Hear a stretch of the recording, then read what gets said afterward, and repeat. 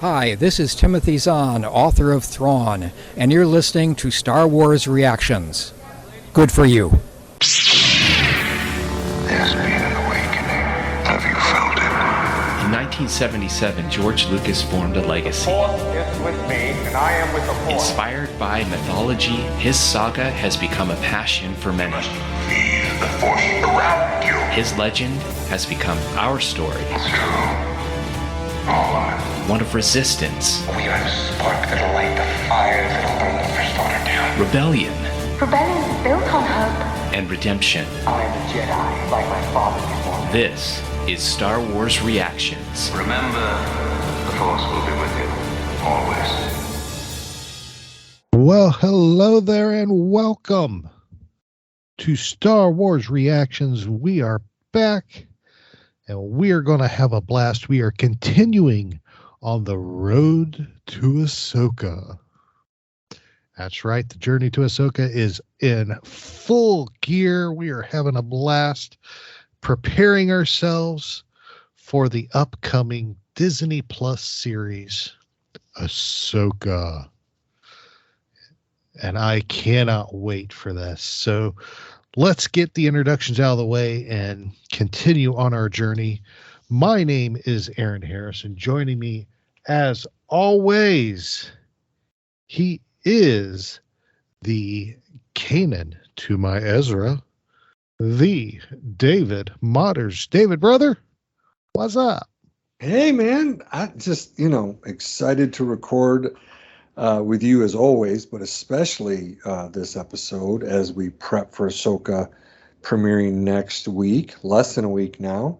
And just really excited about it, ready to react. And I'm also just coming off of listening to someone I know, oh, that'd be you, and Liberty on the most recent episode of Coffee with Kenobi. I just want to say kudos to both of you, and of course to Dan. That was so awesome. What a great prep that is, too, for Ahsoka coming up next week. But I just thought you and Liberty did such a great job on there with Dan. Well, thank you. Thank you. That was a lot of fun. And yes, as you prepared for Ahsoka series, go check out Coffee with Kenobi episode 675, which was, we're actually recording this on the 17th of August, which was, that episode was released today, the 17th of August. Coffee with Kenobi 675, discussing the past, present, and future of Ahsoka Tano. Oh, man. The Dan Z and our of course, who's just family for us, and then of course our good friend Liberty as well was with us, and it was just a lot of fun, and great discussion, great, it's just great fun, very informative. It was a blast to do, just to have that discussion and prepare for Ahsoka. So. Yeah. I could tell, listening to it today on my way home from work, it was so neat to get your perspective on it, to get Liberty's. They were different. And then Dan's. It was really cool to hear three different ways of being introduced to Ahsoka, of course, the Clone Wars movie, which we'll cover here tonight. Yeah, and just the fun. You could tell just the enjoyment and how excited all three of you were to record that. So it came through loud and clear. Oh, it was as loud and clear as it came through on the audio. The actual chat and video that we had going on between us was just a blast. My care. I mean, at one point, I even pulled out the Carabas hat. I'm like, hey, take a look. This is the actual Carabas hat. I think that was before we actually started. It was insane, man. We had a great time. So definitely check that out. Before we jump into our review of the Clone Wars, I did want to touch on something real quick. Of course, we're getting into the latter part of the year, and of course, normally at this point, everybody would be preparing for the annual fundraising gala that Rancho Obi-Wan does. and they released a statement yesterday announcing that they're having to postpone that because of an illness to a member of the family. The husband of Rancho Obi-Wan president and curator Ann Newman, her husband, Stu Levy. He has fallen mysteriously ill. The doctors can't diagnose it from what the press releases said. And there is a lot of concern for him. And she is naturally spending time with him in the hospital while he's going through, which is where Anne would need to be. And of course, since she is the driving force behind the gala, it is being put on hold till further notice. So we definitely understand why, but we do want to just take a moment and send our thoughts and prayers to Stu and to Anne as they're going through this, and of course to the Rancho Obi-Wan family who's all affected by this. And we wish Stu a speedy and miraculous recovery. That's right. So, well, we are going to be discussing the 2008 Star Wars: The Clone Wars movie. This is something that I wanted to cover, and David and I discussed would be good to cover, because as we prepare for Ahsoka, what better way to prepare for the Ahsoka series than to go back to what started it all, which was this movie. This was written by Henry Gilroy, Stephen Melching, and Scott Murphy, all names that we are very familiar with if you've watched Rebels and the Clone Wars series and The Bad Batch, and of course Andor. Henry Gilroy's been busy on that. And of course, this was directed by the one and only Dave Filoni for president. So let's get into this. The Star Wars: The Clone Wars movie was originally released on August 15th, 2028. So it means we just had our 15th anniversary 2 days before we recorded this episode of this movie, which means Ahsoka is officially a teenager. Right. She's 15 years old. Well, now 15 years and 2 days. But in it, we introduced audience to a brand new Jedi Padawan called Ahsoka Tano. And Ahsoka has gone on to be one of the most beloved characters in Star Wars. Indeed, she has gone from the field of animation to live action with her very own series premiering next week, August 23rd, 2023. The Clone Wars movie is described by Disney Plus as has a, well, I'm getting tongue tied here, Carabast. Go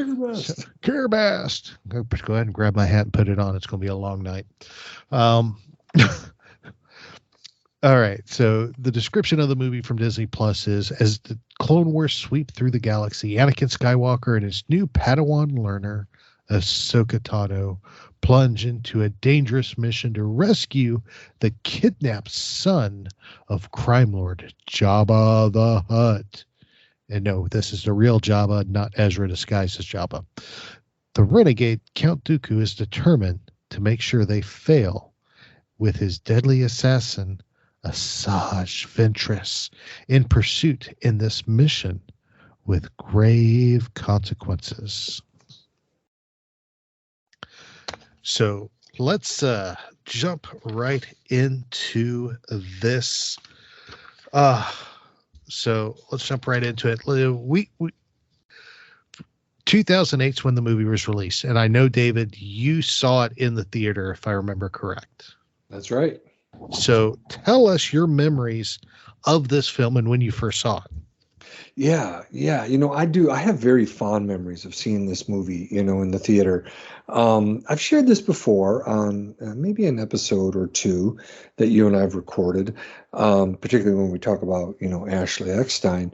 But as I shared before, my son Eli was going on 5 years old, and I took him with lightsaber in hand to see it with all of his buddies. I just posted on Instagram on the 15th a picture of the Clone Wars DVD that I had signed by Ashley Eckstein, and I mentioned that an epic battle was waged before the movie. There was just blue, green, and red lightsabers flying everywhere, just outside the theater.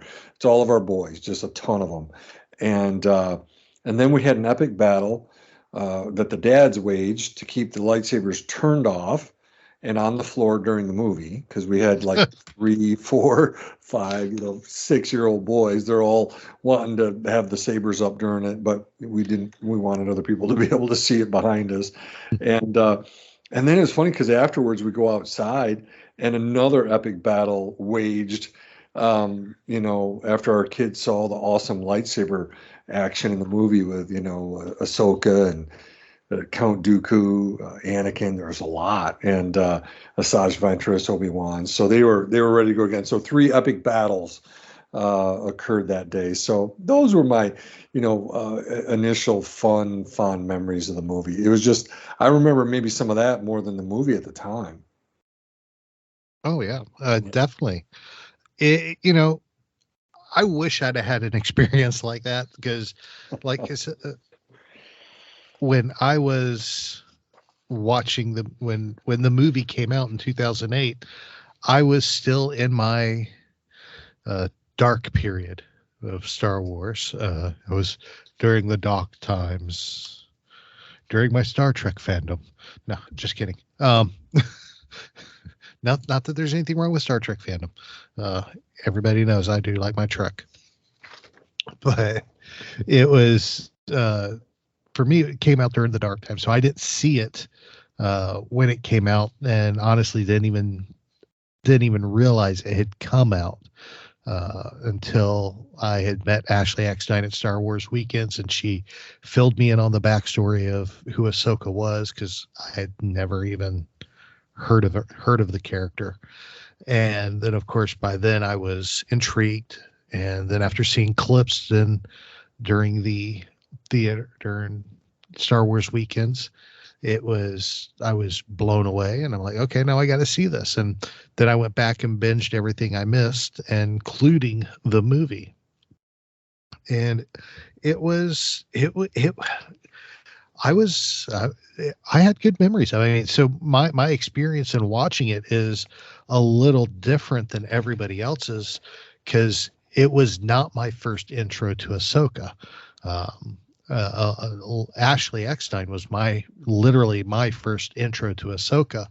But then going back and seeing the character in the movie, and of course by this point I had binge watched all of the seasons of Clone Wars first, then I went back and watched the movie because it took me a little longer to get my hands on it.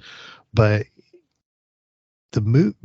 what blew me away was how far the character had come from her premiere in this movie as just a teenager with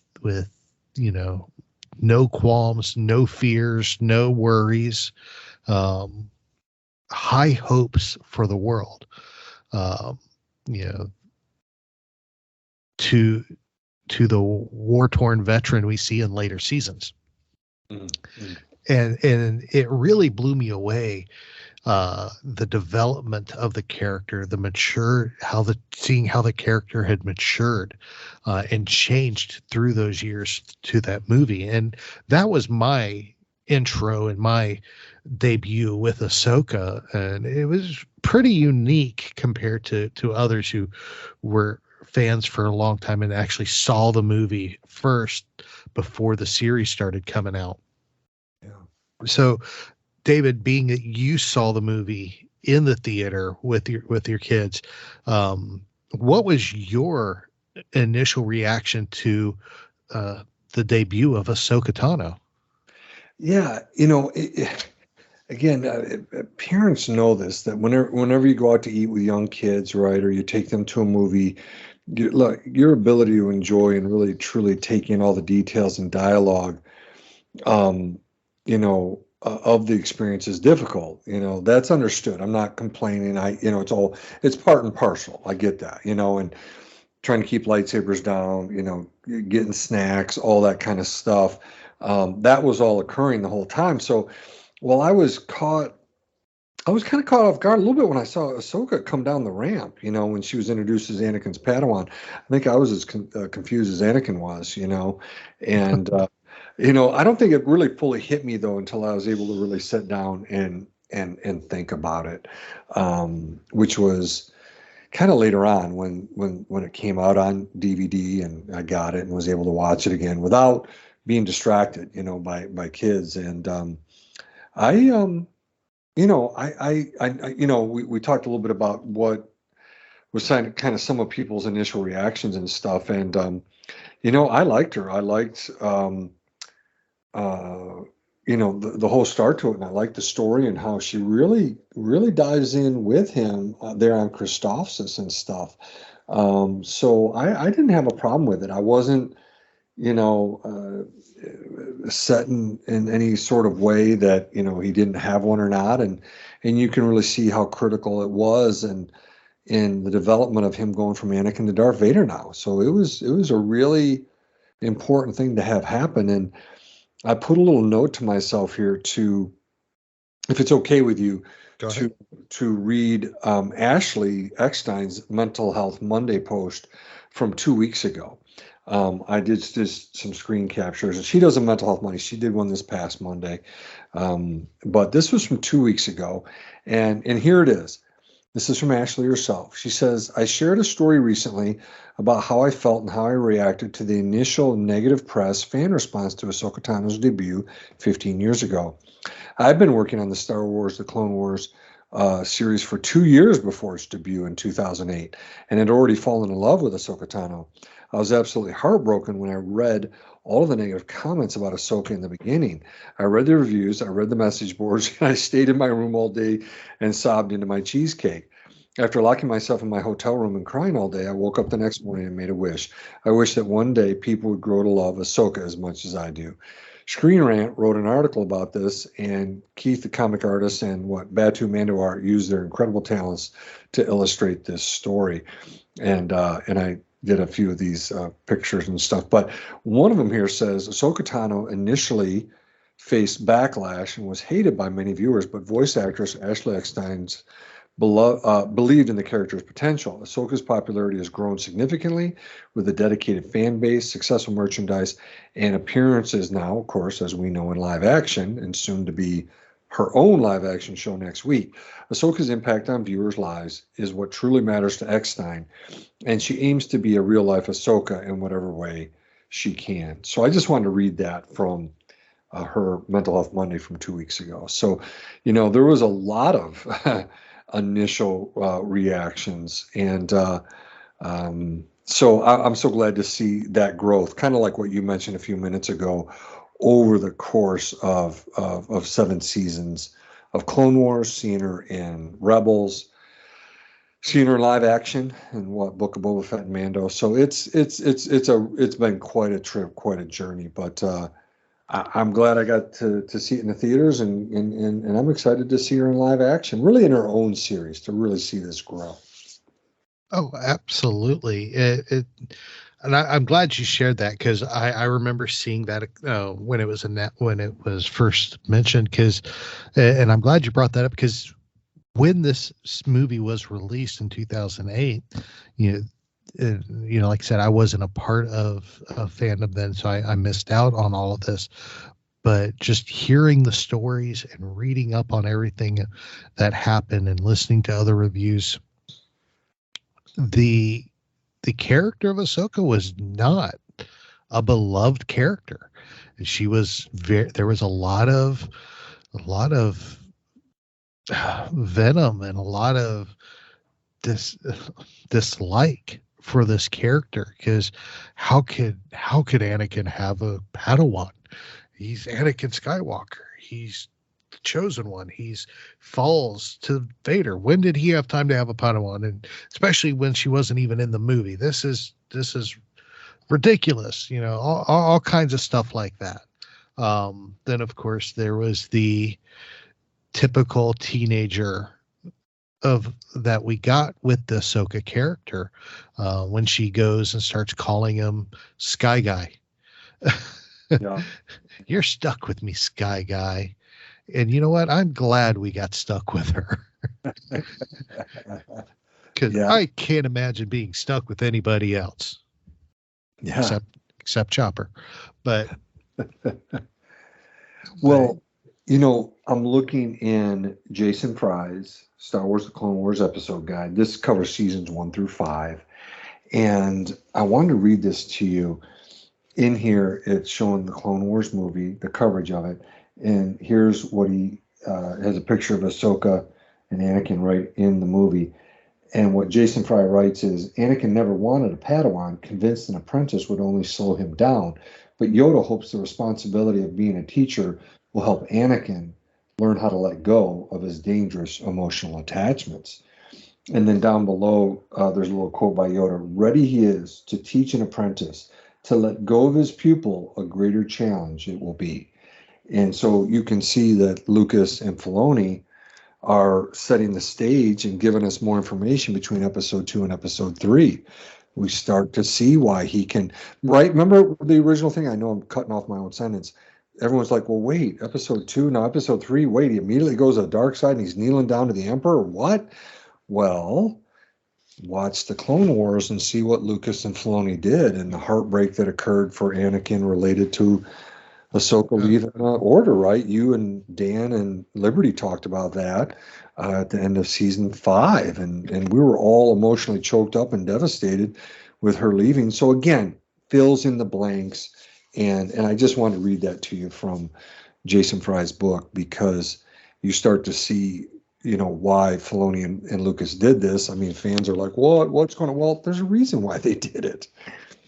Oh, absolutely. And it's a good thing that they did, because, when you watch the movies are great. The prequels are awesome. They're great movies. But episode 3 takes on a whole new meaning, and there's a whole new depth to Revenge of the Sith when you've watched the Clone Wars. Right. And I have said this before in the past, not necessarily related to Ahsoka, but just seeing going from episode 2 to episode 3 and watching it. Yeah. You feel the emotion, you feel the devastation, when Anakin falls. And then of course the, fight between Obi-Wan and Anakin, you feel that. But after watching the Clone Wars, it hurts. Oh. You're grieved because you have them that brotherhood that Obi-Wan cries out, "You are my brother, Anakin." That brotherhood, you see that. Right. You see it fleshed out. You see the friendship. You see the camaraderie. You see how close these two men were. Right. Beyond master and apprentice, beyond comrades in arms. They were brothers. And if it wasn't for this movie kicking off what became 7 incredible animated seasons, that impact would be missed. It opened up, and I'm glad that none of this is in our notes. We're going off on a tangent here, and I'm kind of glad we are, because we focused all of our notes on Ahsoka here, but there's so much more to this movie than just Ahsoka. I mean, this is the first time we met what ended up being the stars of the series of the Clone Wars series. James Arnold Taylor's Obi-Wan, Matt Lanter's Anakin. Cat Tabor's Padme. Right. D. Bradley Baker and his incredible barrage of clones. I mean, Rex, Cody, all of them are there. That's right. And it's our first glimpse of Captain Rex, Yes. who has been just a pivotal. I mean, he's standing on my desk staring at me right now. I mean, he's just a pivotal character in not just Clone Wars, but in Rebels as well, and in the Bad Batch. These are characters that have made such an impact in the saga, but made such a huge impact on fans as well. That's right. That's right. And it all stems from this movie, which had mixed reviews when it was released. I mean, let's be honest. It had mixed reviews when it was released. Yeah. But it gave us something that I don't think we ever imagined would come, which is just fabulous characters, fabulous animation, and people, voice actors, and people who have made an impact on fandom just by being who they are. Yeah. Yeah. I mean, look at the impact these people have had throughout fandom. You know, James Arnold Taylor is one of the most beloved voice actors. D. Bradley Baker, his talent has been exposed to everybody, and it's unmatched. Mm-hmm. Then you have Ashley Eckstein, who went from doing spot bits on what was that? So That's So Raven. She did Not So Raven, but then she did some spot comedy bits on with Jeff Foxworthy, and it was a comedy show, a sketch comedy show.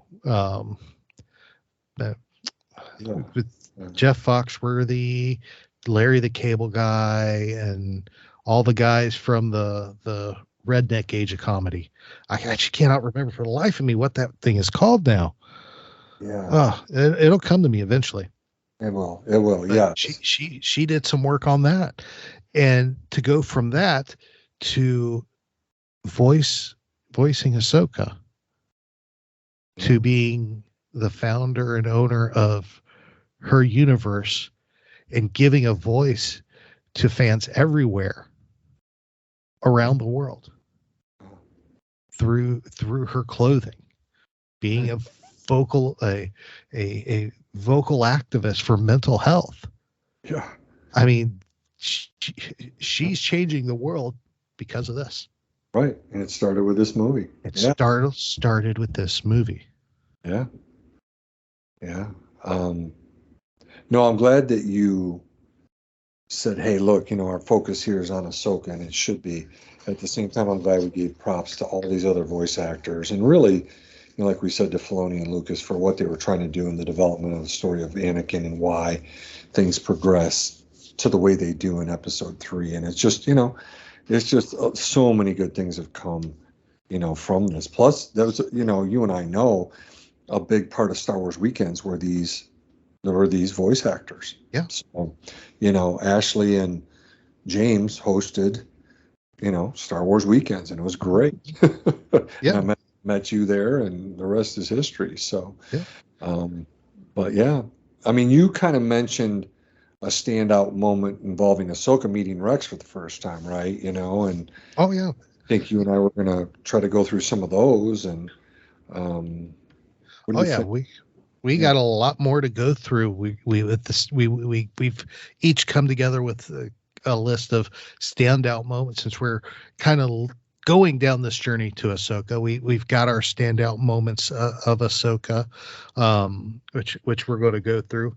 Before we do, though, we are going to take a quick break, and when we come back, we're going to hit all of our standout moments and so much more.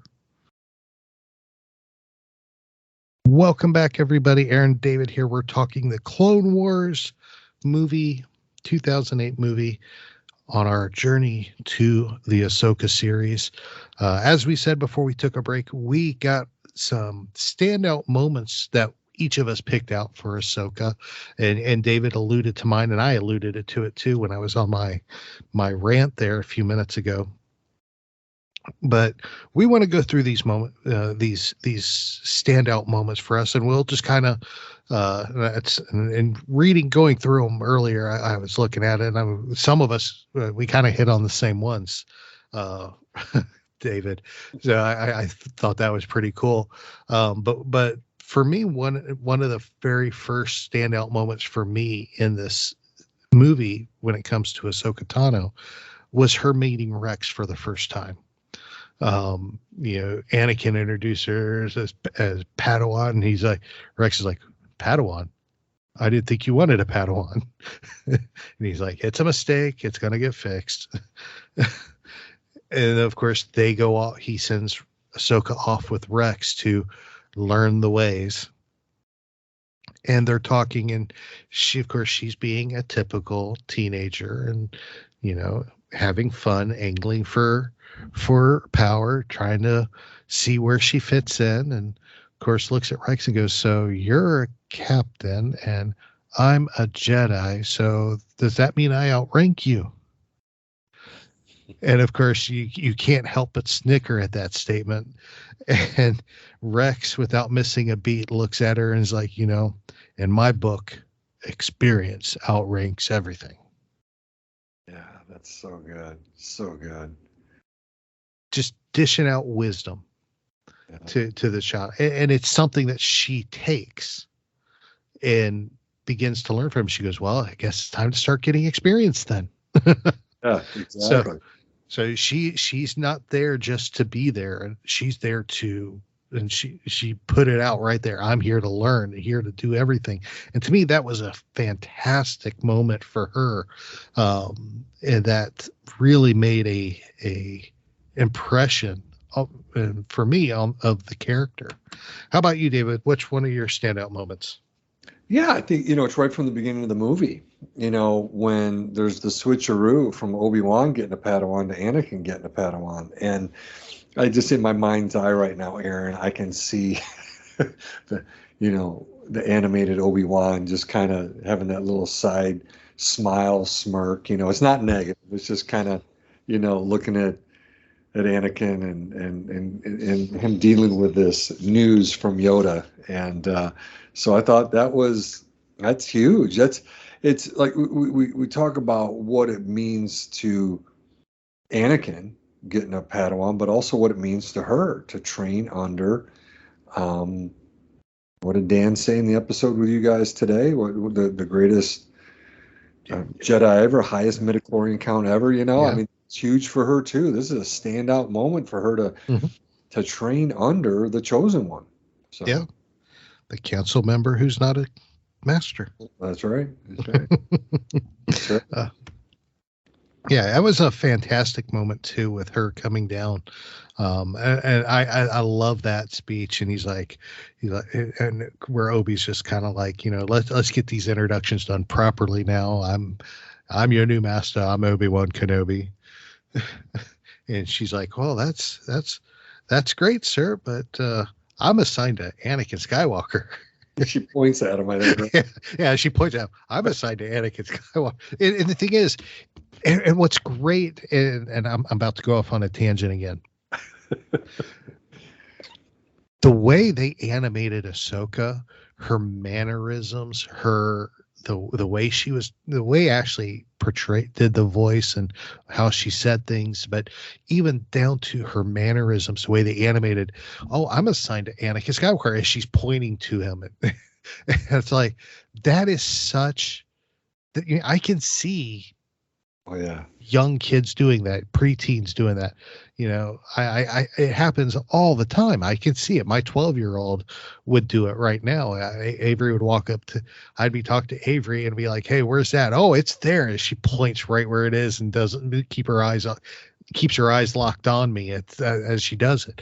I mean, those are just the mannerisms they gave her, I can relate to as a father because I've seen my kids do those exact things. And I have too. Yeah, I have too. Yeah, exactly. I mean, we're dads. We've seen that happen, and it can be just as, and yes, it can be frustrating. You can feel Anakin's frustration sometimes with her because of that snippiness and those mannerisms, those quirkiness. There's just something about the innocence of children and kids. They know no fear. They have probably more hope for the future than anybody in the world.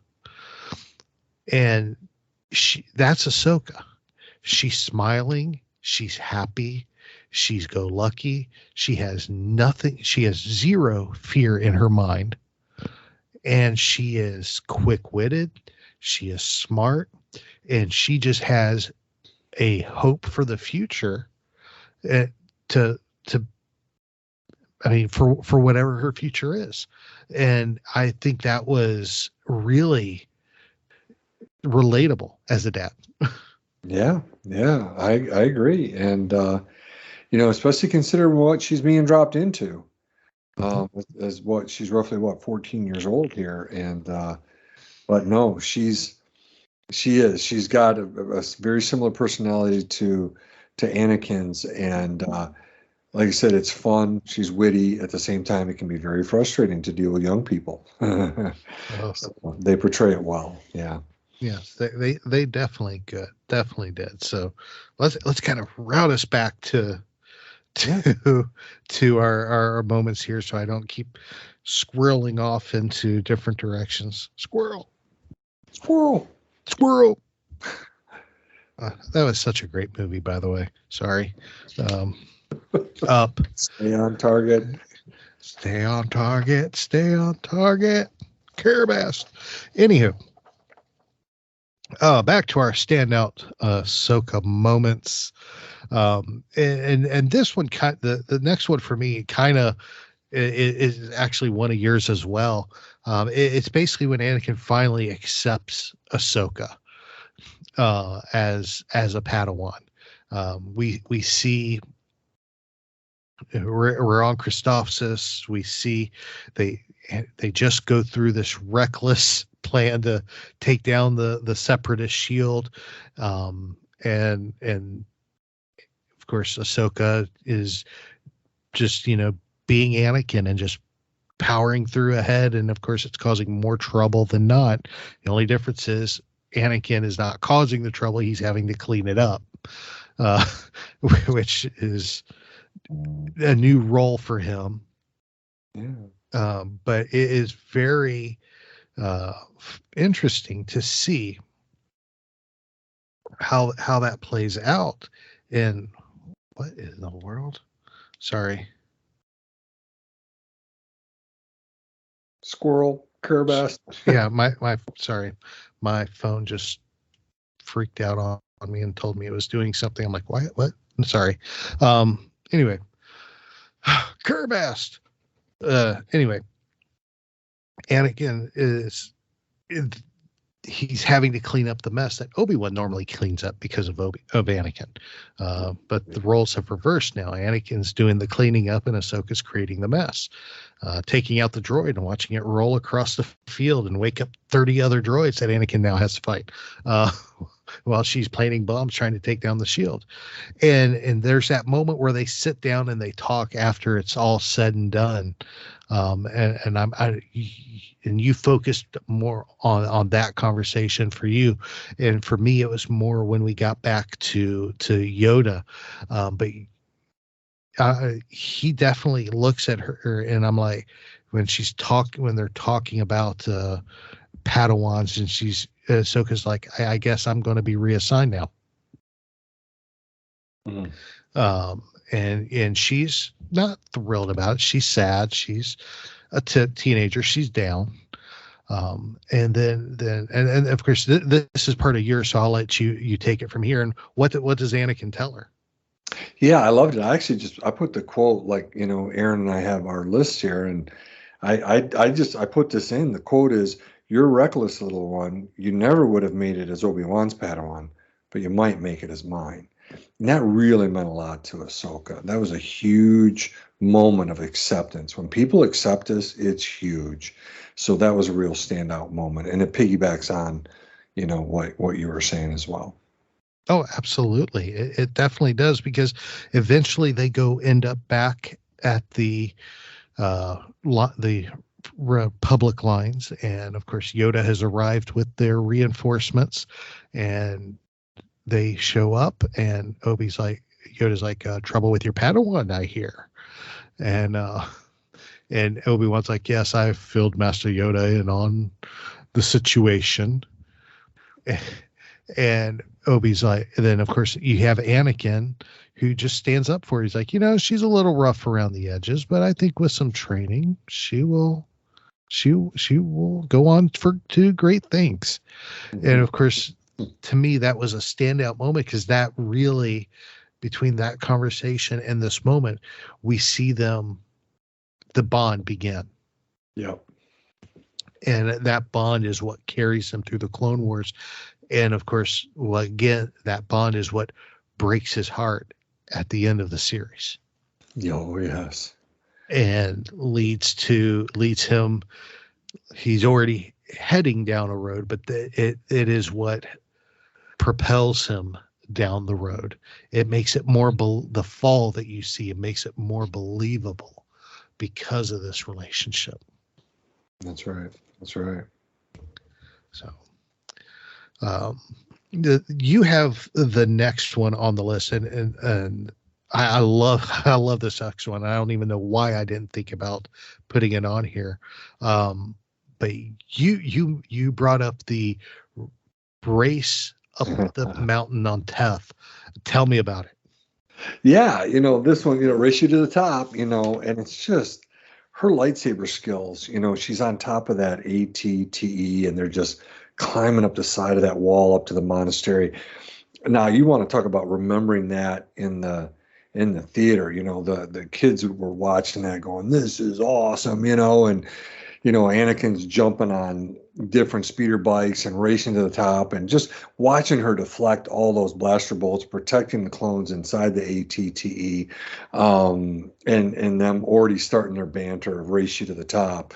I thought it was excellent. And then starting this whole thing again, developing the relationship, developing camaraderie, teasing each other, and then again, showcasing her skills, balance and jumping ability and deflecting those things. It was just, that is an incredible scene. You talk about, again, for 2008, that animation there, that was sweet.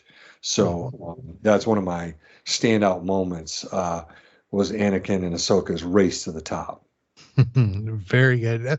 That race to the top was awesome. I mean, because it was just the leaping to here and there, and the little snips back and forth, all while being blasted at by droids.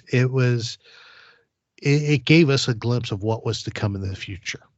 Yes. Of the show, and it definitely was a standout as to moment for Ahsoka, as to this is a 14-year-old who has skill, but yet her potential is so much more because she is so young. Yeah, you're getting glimpses. So, last but not least, and this is kind of the final standout moment we have, actually is the same for both of us, which is Ahsoka on Tatooine battling her way with with Jabba's son. She has lovingly nicknamed Stinky, to get to Jabba's palace and return him to complete the mission.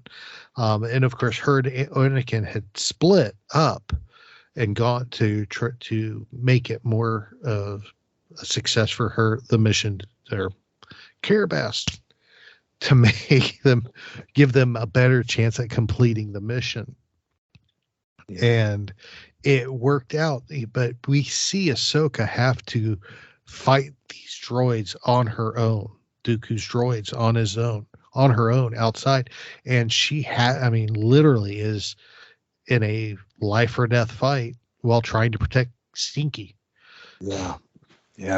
And it was very much, it's one thing to see her fight alongside Anakin like we saw on Christophas earlier in the movie, but this showcased her skill as an individual warrior as well. And I thought this really worked out great because it showed another aspect of this character's potential. Yeah. It's actually, in this movie, and I put it in my note here, they put her in a very critical place, because as you said, they split up to increase their chances of success, their mission. And of course, Dooku battles Anakin, slices the backpack Anakin has, but it's full of rocks. It would have been Road to the Hutt, but, here's Ahsoka, she's, trying to protect, another living entity, another living soul. And, Anakin is, focused on battling Dooku, which is more than enough. I mean, that's a juggernaut coming at you with Dooku. But here she is battling multiple commando droids, right? Mm-hmm. Dooku's, and protecting Road to the Hutt. Hutlet, Stinky. And I just, the way they did it, I remember being on the edge of my seat watching this. I'm like, oh my gosh, you got to beat them and you got to get in here. So, because Anakin's in a bad way in front of Jabba, and oh my gosh, everything's getting bad. And she really comes through.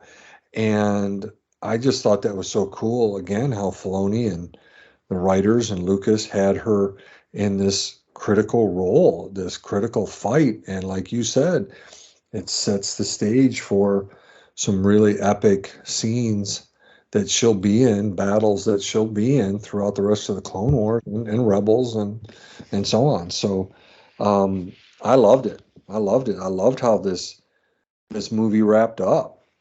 Oh, absolutely. I did too. And it worked out so well for everybody, because it, like I said earlier, it kicked us off into 7 tremendous series or seasons of the Clone Wars. So now this isn't in our notes, David, so I'm going to put you on the spot. Sorry, buddy. Sure. But as we were talking earlier, there's so much more to this movie besides Ahsoka, and we hit on it a little bit, but there are moments throughout this episode where we see things that we end up seeing quite regularly in the actual series of the Clone Wars. This is the episode where movies where we get to see where Anakin gets his ship, the Twilight. We see how he gets it in this, and of course it plays roles throughout this Clone Wars series, and ultimately they're on Mandalore as well, with Obi-Wan. We meet Zero the Hutt for the first time, and of course we see him later in the series as well. Jabba's uncle Zero. Great character. Oh my god. Oh yeah. So funny. Oh my gosh. He's just a character. And I love Padme getting the best of him. Yeah. Oh yeah, exactly. And we see Padme in action, not just in the realm of being a senator with dealing with the Chancellor, who we see the Chancellor. We see her in action with Zero. We get to see 3PO being 3PO. It just was, there was so much in this film. And one thing I got to throw out there too is, of course, for this movie, they got, Yes, yeah. That's where you're going. I just looked at it, and again, in Jason Fry's, the way they have Samuel Jackson is right. Yeah.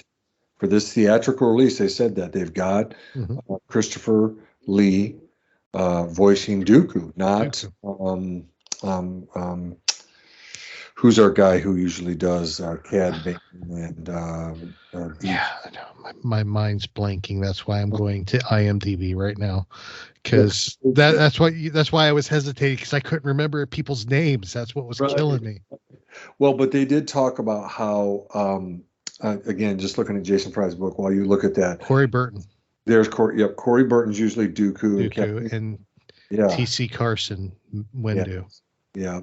So yeah, Samuel L. Jackson is Mace Windu. Christopher Lee is Count Dooku. You get Anthony Daniels, of course, as C-3PO, and Jason Fry mentions Matt Wood reprising voices he does in the prequels. Of course, he does Dooku in the prequels, the battle droids, all that.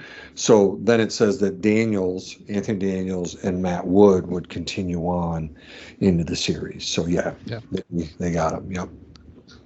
Absolutely. And of course, David Acorn of being Zero the Hutt. And of course, they still even brought in Nika Futterman as Ventress. And probably to me, the biggest thing about this movie is we got the openings. It was the first time we heard the opening with Tom Kane's narration. Oh, yes. And which would become a huge part of the series going forward. We love ourselves some Tom Kane. I miss that man. I just hope he continues to recover well, but he was quite a phenomenal Yoda and narrator for this series and in this movie. And Admiral Yularen. So he's in a lot of other voices. You'll see his name come up in the credits throughout all these seasons of the Clone Wars. Yeah, but no, I'm glad you brought all that up. And later on, we'll hear a voicemail from Christina from Down Under, and talking about the introduction to Kevin Kiner's music, and then here's Tom Kane's narration. So yeah, it all came together beautifully. Yeah. It truly did. And it all came together. And of course, don't even get me started on the first time we hear Kevin Kiner. And you just mentioned it. And I know Christina does in her voicemail shortly, which we'll share shortly. But my word, Kiner changed my life. Right. I love Kevin Kiner. I love me some Kevin Kiner. He's right. We have the maestro, John Williams. Then we got Kevin Kiner. He has done so much for Star Wars. It is just not even funny. And it started right here. It all goes back to this movie. Everything we have now comes back to this movie. The Clone Wars series, Rebels, Bad Batch, Tales of the Jedi. It all comes back to this. Yeah. If this would not have happened, Star Wars history would be completely different. And it's insane to think about that. Yeah, this is 3 years after what we all thought was the end. Lucas did the prequels, wrapped up in 2005, done. And little do we know that by 2006, just like Ashley, I mentioned it earlier, they start developing and working on this in 2006, 2007, and have this debut in 2008. So, yeah, for all we knew, there was no more Star Wars. Animated, live action, and then boom, this hit. So this is huge. So, yeah. Mm-hmm. Oh, easily huge. Mm-hmm. So, all right. Well, we are almost done here with our conversation. We got our final closing thoughts here, our final reactions that we want to go through, and we have our listener messages and emails that have been sent in, so we're going to go through those. And of course, it wouldn't be Star Wars reaction without ending with the dad joke of the week. All of that's coming up, but we're going to take one more quick break before we do, and when we come back, we're sprinting to the finish line. Hold on, we'll be right back. Welcome back, everybody. Aaron and David here, and we are sprinting to the finish line of our journey to Ahsoka and our review of the Clone Wars movie. David, why don't you kick us off with your final reactions to this movie? Absolutely, buddy. I really do look at the Clone Wars movie, in a positive light, warm-hearted manner, and here's the thing, most of us, not everybody, I understand, but most of us understand from the behind the scenes videos, on the DVD, the Blu-rays, I have all of it for all these Clone Wars seasons and stuff. I've watched all the extras, but we do know from that Dave Filoni, his crew at Lucasfilm, and of course the animation crew that's overseas, I know CG or whatever the name is, but they were building assets at the time the movie came out, right? They were limited in what they could do animation-wise. They're in 06, 07. This comes out in 08. But, with time in the following seasons, Aaron referred to it earlier, the animation becomes so good. And, of course, all of us, Aaron and I and everyone listening here who have watched Bad Batch, that's a continuation of this where it started. So, it had to start somewhere, and it was in this movie. And, this type of 3D animation they were trying to do. I would say this too.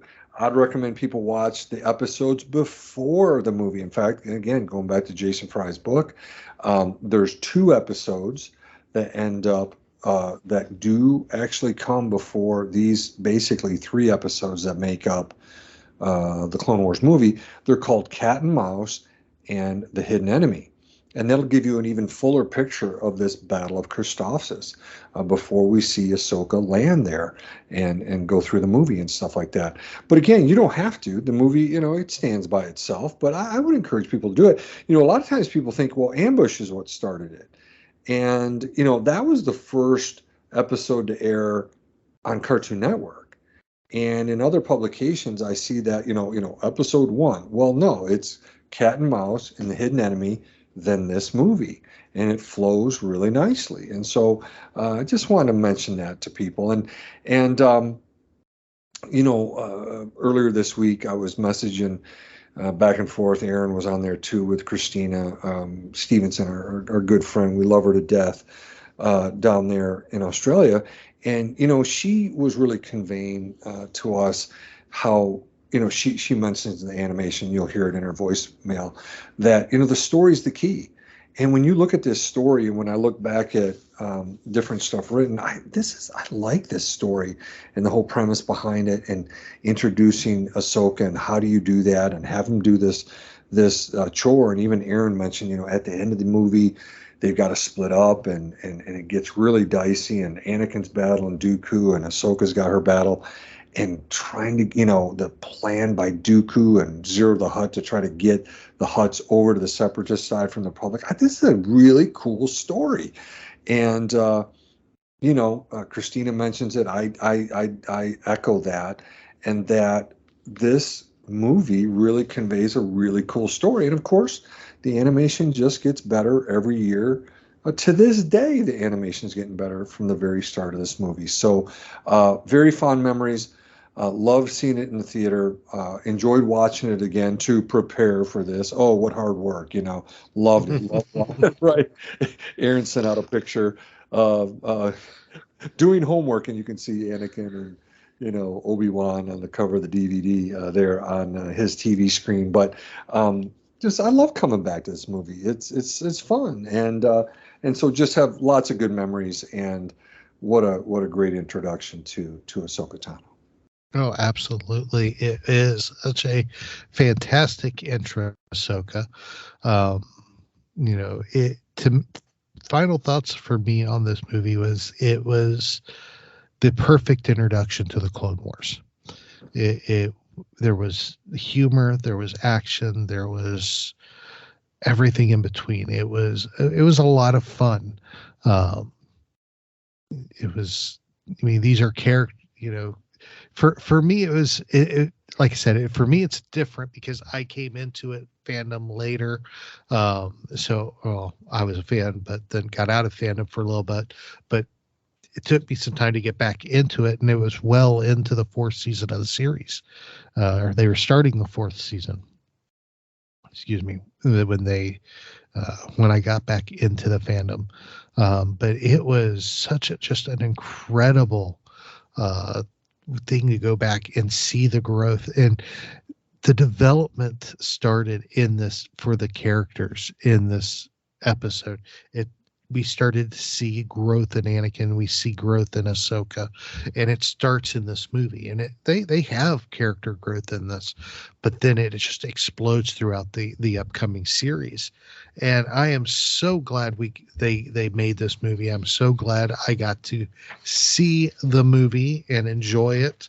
And it just made it's a must watch if you're a Clone Wars fan, if you're an Ahsoka fan. It's definitely a must watch, because you get to explore things and see things.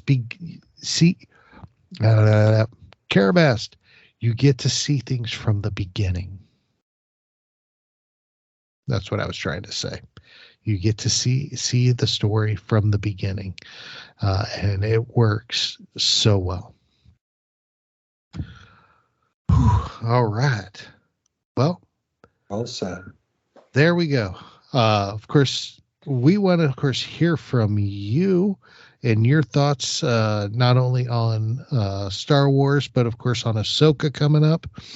Many ways to do that. You can start online on any of our social medias, Facebook and the app formerly known as Twitter. I think it's called X now, at SW Reactions Pod. Of course, Instagram and Pinterest, and of course our Tumblr account where you can find all of our show notes at SW Reactions. You can email us at swreactions@gmail.com. And of course, you can always leave us messages through SpeakPipe, where you can record a 90-second voicemail at speakpipe.com/Star Wars Reactions. Speaking of all that, we have gotten some messages in, and we're going to listen to those right now. And we've had a couple people share their thoughts about the Clone Wars movie. First up, our good friend Christina Stevenson from the Land Down Under. Christina, take it away. Hi, Aaron. Hi, David. Hope you're both well this week. Thank you both so much for including my a little over-the-top email last episode. I really appreciated being included in that way. It means a lot to me. I have had an incredibly busy week this week, so haven't had a chance to really sit down and review the Clone Wars movie with a more critical eye. However, I have managed to watch it just the once, and my impressions were overwhelmingly positive, actually. I forgot how much I actually really enjoyed that movie. Maybe it's because I'm watching it now at home in the comfort of my own living room with, Disney Plus subscriptions that we all have now. And potentially the other reason I feel is that we've gotten to know Ahsoka, Anakin, Obi-Wan, and the clones in far more personal ways throughout the whole 7 seasons of the Clone Wars. So going back and rewatching it, you're viewing it more through that lens now. It's potentially another reason why I loved it. I also wanted to just mention how I really enjoyed this introduction to Ahsoka. I think it showed a lot of her early youthful character strengths and flaws, and I certainly found her to be charming from the start.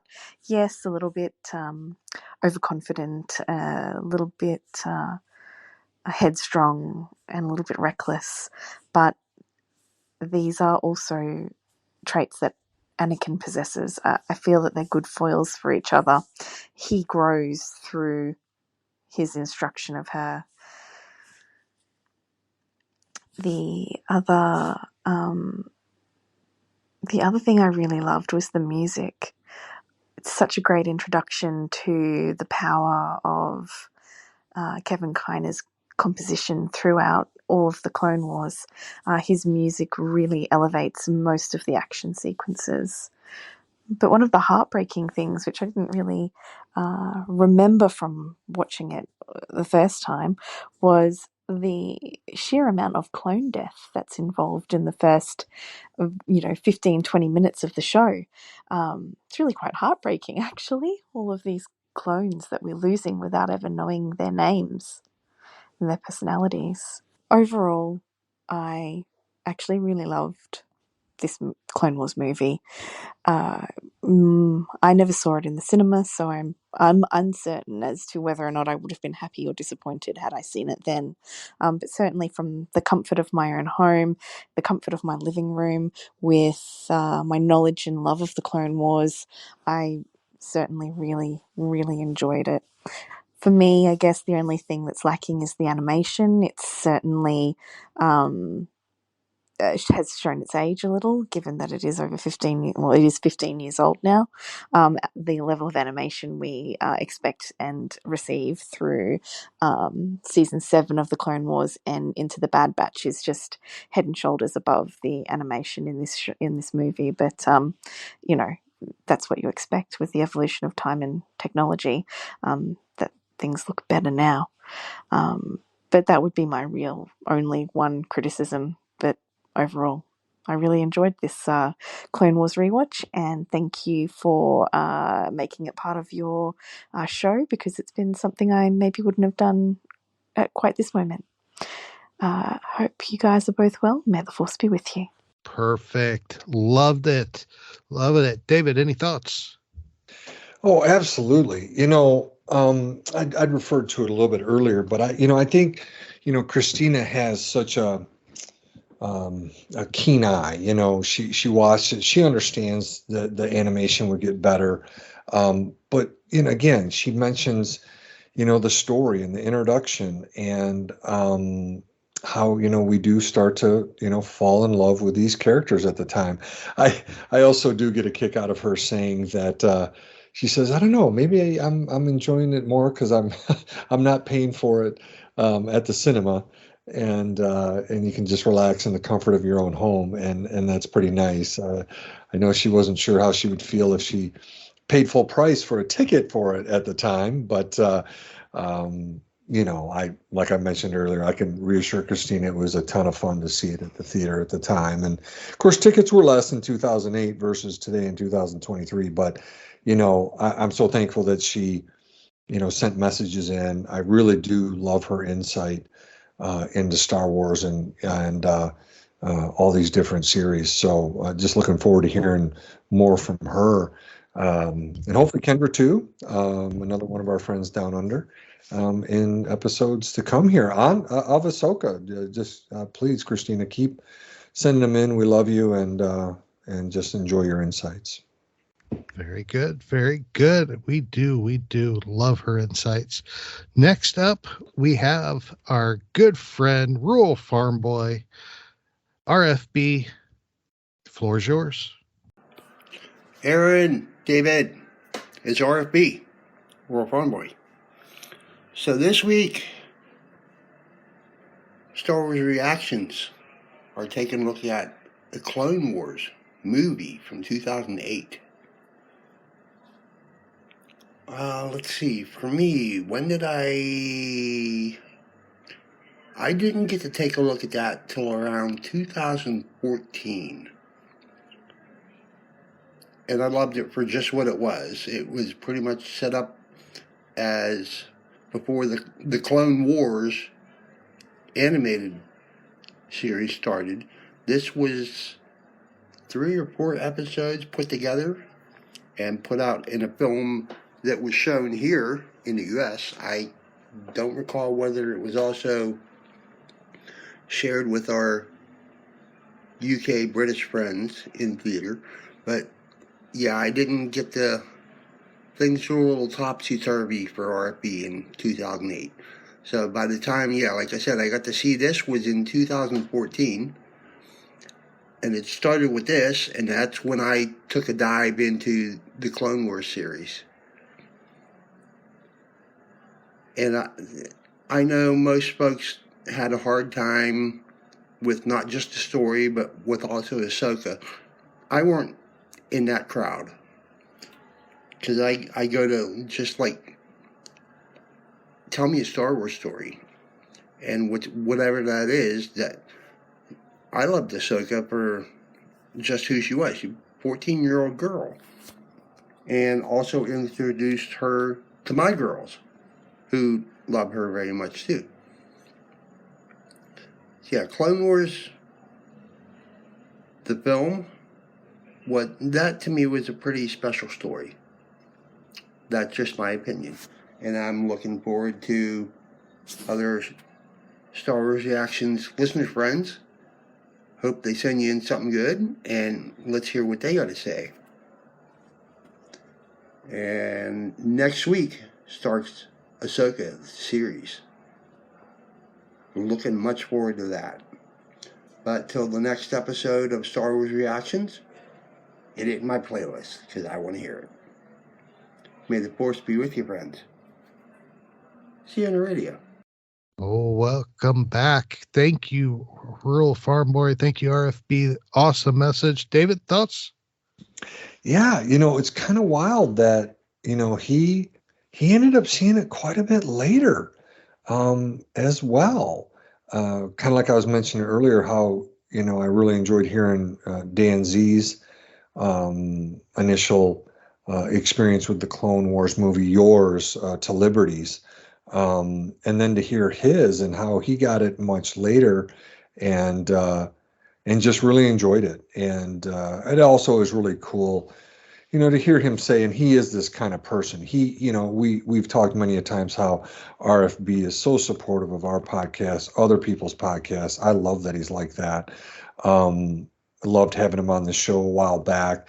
And the reason why I bring that up is because he said, he remembers the criticism of the character of Ahsoka, and he says, I wasn't a part of that.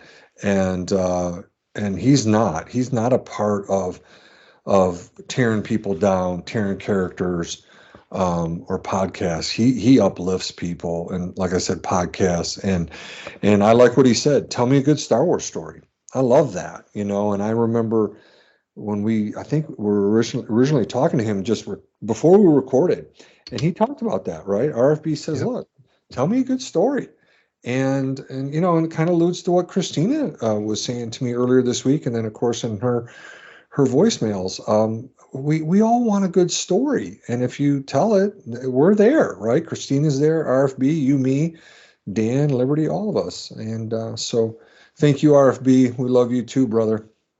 Yes, we definitely do. We definitely do. And we thank you both so much for sharing your thoughts on the Clone Wars movie with us and being supporters of ours. We appreciate y'all. So definitely we have the Ahsoka series coming up next week. Our road to Ahsoka ends with this episode because our next episode is reviewing the premiere, 2-part premiere of the Ahsoka series. We're here. This is it, guys. Ladies, gentlemen, this is it. Everything has led us to this point. So I am so excited to see where it goes. So let's get her done. And throughout the season of Ahsoka, don't hesitate to share your thoughts. I know the episodes will premiere on Wednesdays, and we will be recording our reviews on Thursday nights. So you have all day Wednesday to watch and Thursday morning to watch. But shoot us a message each week before 6 o'clock if you get it to us before 6 p.m. Eastern time on Thursday, you will be in our episode. I can guarantee it. So That's right.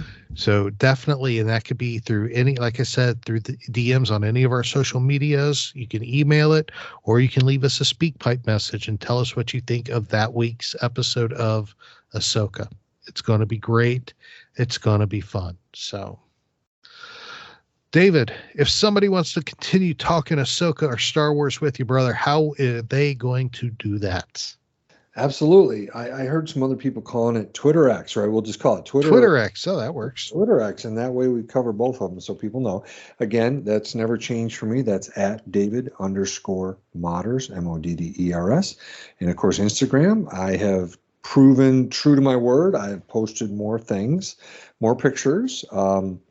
I'm not as prolific as some other people, but I've tried to get some stuff out there, good, fun Star Wars content. So just look for my name, David Modders, and you will see me there on Instagram. And how about you? How did they get a hold of you, brother? Well, the best way to get a hold of me is on that app formerly known as Twitter. You can find me on X at TA Harris 121079. That's the best place to hit me up. And see what's going on. So, well, David, it's about that time of the night again.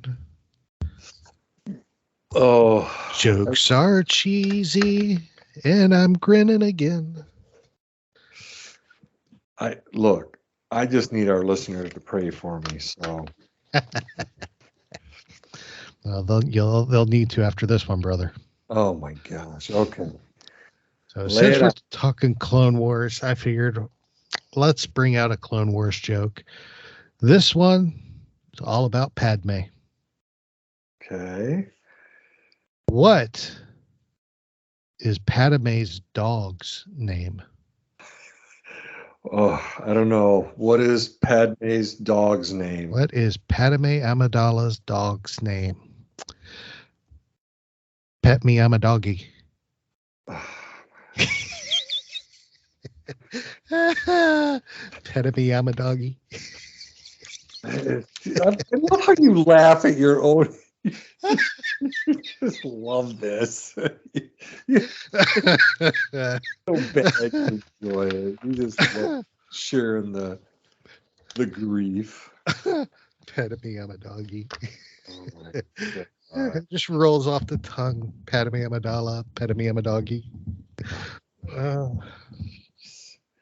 Well, again, apparently this section's pretty popular. This whole Star Wars dad joke of the week, and and Liberty, she did Dave Filoni for president. People need to listen for that if they listen to that episode of Coffee with Kenobi, number 675. Listen for that. Liberty channels her inner Aaron Harris there for a second. That was pretty funny, Liberty. Oh, it was great. It was great. Well, my friend, we got to call it a night. This has been a blast, buddy. It's great covering this and looking back at history, 15 years of it, and to see where it's come from Ashley Eckstein to Rosario Dawson. And I really hope this series really hits and people love it, and I hope we do, and just have a great time with it. But fingers crossed, and the Force will be with us.